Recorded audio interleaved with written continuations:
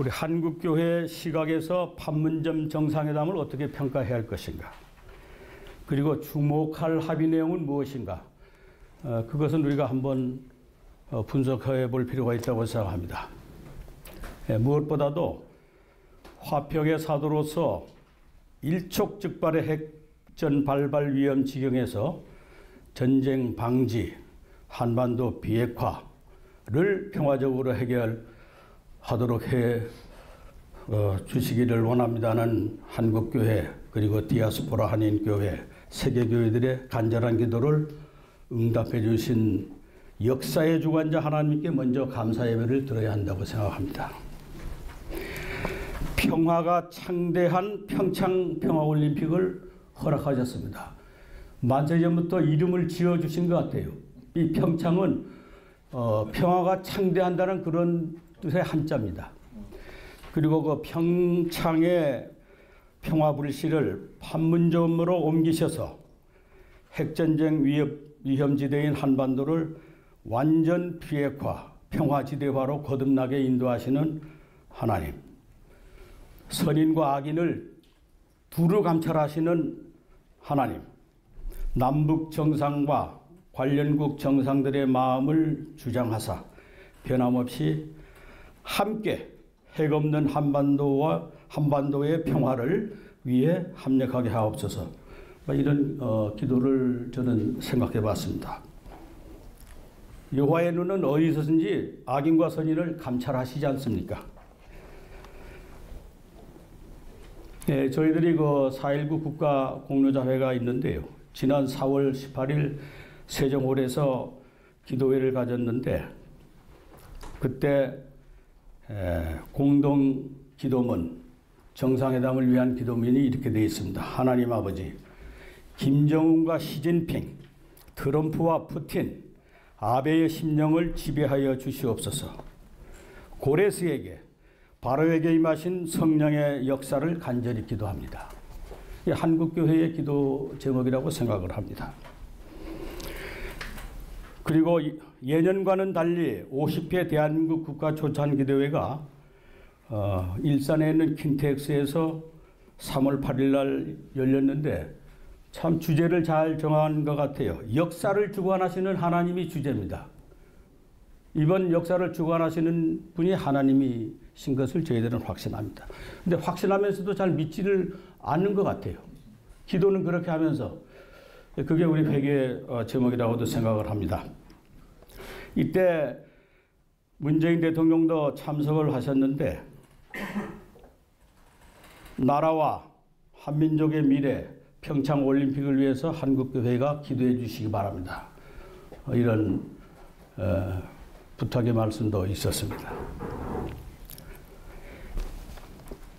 문재인 대통령이 이 솔직한 고백이 저는 옳다고 생각합니다. 평화올림픽이 된 것은 기적 같은 기회라고 그랬습니다. 인간의 힘으로는 될 수 없다는 걸 대통령이 고백을 하는 겁니다. 그렇습니다. 이건 기적 같은 일인 것입니다. 김영남 북한 최고인민회의 상임위원장이 그랬습니다. 평창올림픽을 참가한다고는 상상조차 못했다. 이게 솔직한 고백이 아니겠습니까? 우리 통일선교의 정말 연로한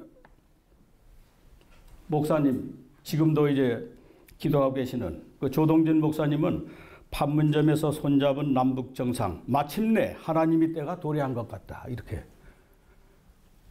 피력을 했습니다.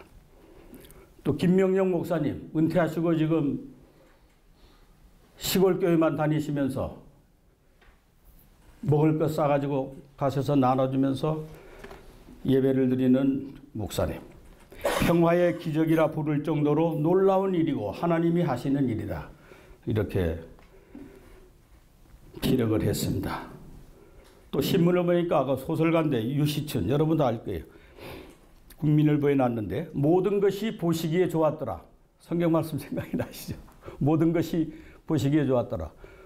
하나님의 창조의 그런 역사를 상상하는 그런 언급을 했습니다.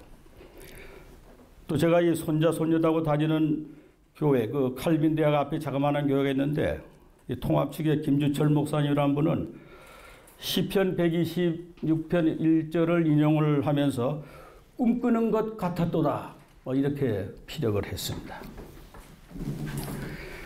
그리고 참 놀라운 사건은 문 대통령과 김 위원장이 군사분계선 소대 길목에서 기념식수를 했는데 거기에 기록된 그 표지석들, 이거는 정말 주님이 역사하셨다고 저는 그렇게 느꼈습니다. 믿지 않은 정주영 왕회장이 소대를 몰고 간 그 길입니다. 한라산 흙, 백두산 흙으로 심고 한강물과 대동강 물을 줌으로써 평화와 번영을 심다. 이게 표지석 글입니다. 저는 그걸 보면서 고린도전서 3장 6절 7절 말씀을 상기하면서 얼마나 감사했는지 눈물이 글썽거릴 정도였습니다. 나는 심었고 아볼로는 물을 주었으되 오직 하나님께서 자라나게 하셨나니 그런즉 심는 이나 물 주는 이는 아무것도 아니로되 오직 자라게 하시는 이는 하나님뿐이시니라. 그래서 믿는 우리 크리스찬 실무자가 이걸 기획했다고 저는 확신합니다. 화평통일 선교의 길에는 하나님께서 이런저런 사람들을 다 들어 쓰실 겁니다. 하나님이 직접 일하시지 않고 사람을 통해서 하시지 않습니까? 때로는 악인도 들어 쓰시는 거예요. 악인에게도 햇빛과 비를 주시는 하나님 아니세요? 그래서 김정은 저 고모부 죽인 놈 이런 식으로 보면 안 되죠. 우리 다 죄인 아니겠어요? 그래서 이제 화평통일 선교는 그냥 우리가 막연하게 평화통일 선교라고 하기보다는 화해와 그리고 어제 김병로 박사가 제기한 것처럼 용서까지도 할 수 있는 그러한 이 새로운 발상법으로 나가야 된다고 저는 믿습니다. 주요 합의서의 내용을 간단히 분석해 보겠습니다. 총괄적으로 평가하면 판문점 선언은 65년 정전협정 사상 한반도의 냉전체제의 종식을 예고하는 지각변동의 사변적 대사건이라고 저는 그렇게 규정을 합니다. 지각변동이에요. 또 북한식으로 말하면 사변적 대사건입니다. 그런데 아직도 긴가민가 위장평화 공세 아니냐 이런 식의 이 느낌을 갖는 것은 정말 그것은 하나님의 역사를 몰라도 한창 모르는 거예요. 북한의 완전한 핵폐기, 한반도의 비핵화. 한반도의 비핵화 해야죠. 북한만 어떻게 비핵화합니까? 주한미군이 갖고 있는지도 봐야 될 거 아니겠어요. 그러니까 항상 우리는 일방적으로 생각하는데 쌍방통행적으로 봐야 됩니다. 협상은 기브 앤드 테크예요. 그리고 윈윈해야 되는 거예요. 그런 점에서 보면은 아마 미국도 최종 단계에 가서는 북한의 주장을 상당 부분은 수용하면서 나갈 겁니다.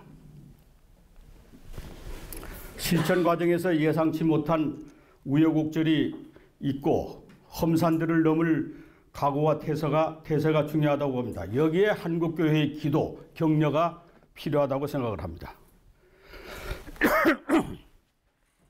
아직 한 걸음도 나가지 않았습니다. 지금 비무장지대는 B자가 빠져 있어요. D자가 빠져 있는 M지예요. 중무장된 지역입니다. 그거부터 해결을 하기 시작하는 한 걸음 한 걸음 나가야 되는 거예요. 어떻게 한꺼번에 왕창 해결할 수 있어요? GP부터 빠져야 되고 북쪽도 GP를 물려야 되는 거예요. 비무장지대를 완전한 비무장지대로 만들어야 평화지대로 만드는 새로운 역사가 있고 그게 통일을 창조하는 유니피케이션 메이킹 존으로 만들 수 있는 거라고 확신합니다. 앞으로 군사분계선은 불가침 경계선으로 되는 협상이 진행될 것입니다. 우리 한국교회는 화평의 사도를 자임만 할 것이 아니라 오늘 이 자리에 많은 우리 연어형 탈북자 선교사들이 모여있지 않습니까? 대동강으로 다시 가야 할 거 아니겠어요? 연어처럼. 눈물을 흘리면서 돌아가는 그러한 연어형 탈북 선교사들과 함께 디아스포라 한인 교회의 성도들과 함께 평양으로, 신의주로, 함흥으로 가야 될 거 아니겠습니까? 그런 시간이 앞당겨지리라고 저는 확신합니다. 그럼 준비해야 되지 않겠어요? 정전협정의 평화협정 전환. 그동안 여러분도 다 무디게 적응해 왔습니다. 정전협정은 그대로 둔 채 남북교류 협력한다. 아무리 해도 총한방 쏘면 다시 원점으로 가는 거예요. 제일 덕을 많이 보는 층이 군산복합 이런 산업체, 국방부, 기득권. 그렇기 때문에 이 지각 변동의 이런 새로운 상황이 나오는 것에 대해서 과연 어떻게 지금까지 그렇게 해왔던 분들이 적응할 것인가? 이 과제입니다. 그래서 어제 주도원 교수님이 남남 갈등 문제를 얘기를 했는데 정말 북으로부터 향하기 전에 우리 대내적인 문제들도 많이 해야 될 것 같아요. 또 이번 합의 중에 제일 우리 한국교회가 눈여겨볼 것이 각계각층의 다방면적 교류 협력과 왕래와 접촉을 활성화함으로써 군사적 보장 대책도 이를 뒷받침한다. 이게 상당히 중요한 합의입니다. 이미 신년사에서 김정은 위원장이 언급을 한 것을 우리는 그 김병로 박사의 그때 분석할 때 의견을 공감을 했습니다. 김정은 위원장이 한번 그 얘기한 걸 그냥 들어보시죠. 북남 관계 개선은 당국만이 아니라 누구나 바라는 초미의 관심사이며 접촉과 내왕, 협력과 교류를 폭넓게 실현, 오해와 불신을 풀고 책임과 역할을 다해야 한다. 이건 남북한 정부 당국이 하는 얘기입니다. 그 다음이 중요한 겁니다. 진정 민족적 화해와 단합을 원한다면 남조선의 집권 여당은 물론 각계각층 단체들과 개별적 인사들을 포함하여 그 누구에게도 대화와 접촉, 내왕의 길을 열어놓을 것이다. 열어놓겠다는 것입니다. 앞으로 우리 한국교회는 남북한 당국이 확실히 합의사항을 이행하도록 강력하게 촉구를 해야 될 것입니다. 저는 그렇게 지금 진단하고 있습니다. 2018년은 한반도 냉전 종식 및 항구적 평화 체제의 원년으로 기록될 것으로 저는 그렇게 전망을 합니다. 특히 한국교회의 통일 선교사적 관점에서 보면 통일 선교의 환경 개선을 위한 대전환이 해가 될 것으로 저는 생각을 하고 있습니다. 남북 정상들이 판문점 선언 외에도 별도의 발표문을 발표를 했는데 그중에서 김 위원장 말 가운데 이런 대목이 있습니다. 오늘 내가 다녀간 이 길로 북과 남의 모든 사람들이 자유롭게 오갈 수 있게 되고 판문점이 평화의 상징이 된다면 이 if입니다. 물론 하나의 핏줄 언어 역사 문화를 가진 북남은 본래대로 하나가 되어 민족의 끝없는 번영을 누리게 될 것이다. 김정은이 왔다 간 그 길로 모든 남북 주민들이 오고 가는 것을 얘기를 하고 있어요. 이걸 향해서 촉구를 해야 되지 않겠어요? 여기에 이 한국 정부가 미적거려서는 안 된다고 저는 생각을 합니다.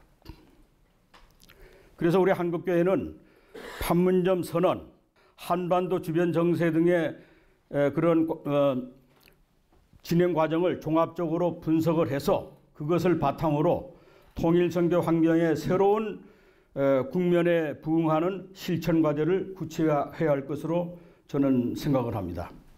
그 출발점은 어제 김상범 목사님 말씀이 예수님의 말씀대로 시작을 해야 되는 거예요. 여기에 제가 그 성경 말씀을 잠언 3장 5장 6절 말씀을 적었습니다. 마음을 다하여 여호와를 신뢰하고 내 명철을 의지하지 말라. 너는 범사의 그를 인정하라. 범사의 그를 인정하라 그랬어요. 그리하면 내 길을 지도하시리라. 예수님이시라면 어떻게 하실까? 이게 잣대가 돼야죠.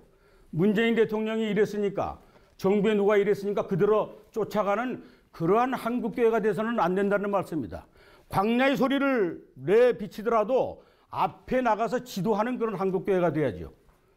앞으로 여기에 계신 모든 목사님들이 한국교회의 큰 지도자들이 되실 터인데 제발 정부의 뒷공무니를 쫓아다니는 그러한 목사님들이 되시지 않기를 바랍니다. 평화통일연대가 있습니다. 이 초교단적인 단체라는 거 아시지 않습니까? 박종화 목사님, 강경민 목사님, 그리고 보수파 목사님들도 많이 계세요. 이미 작년 8월 15일에 묘하게도 이 판문점 선언에 나올 걸 다 미리 얘기를 했어요. 이렇게 하라. 그 단체뿐만 아니라 저희들 이 평신도 전문가들이 계속 주장했던 내용들입니다. 대북 특사 파견하라. 북한이 핵실험 포기하고 남북대화장에 복귀하라. 고위급 군사회담 열어라. 평창올림픽 참여를 위한 회담도 진행하라. 핵동결, 평화협정, 북미 수교를 위해서도 먼저 남북대화를 시작해야 된다. 그 당시에는 참 하기 어려운 그러한 주장들을 그대로 이거를 문 대통령 그 당시에는 압박만 계속한다는 얘기만 했던 것을 여러분 기억하실 거예요. 한국교회는 먼저 출발하기 전에 기도에 힘써야 하는 건 다입니다. 기도는 알파요 오메가입니다. 실천 과제들 제가 한 8가지를 제기했는데 여러분 읽어보시면 한 과제를 놓고 1억 원씩의 예산을 투입하더라도 전략을 만들어내야 할 그런 과제들입니다. 이미 해온 것도 있고 플러스 알파가 제시되어 있습니다. 첫째, 한국교회 통일선교 조직들의 재정비, 체계적 사역을 본격화해야 됩니다. 교단별 통일선교위원회 조직은 물론이고 실천적 선교 전략 입안 및 실행이 중요한 겁니다.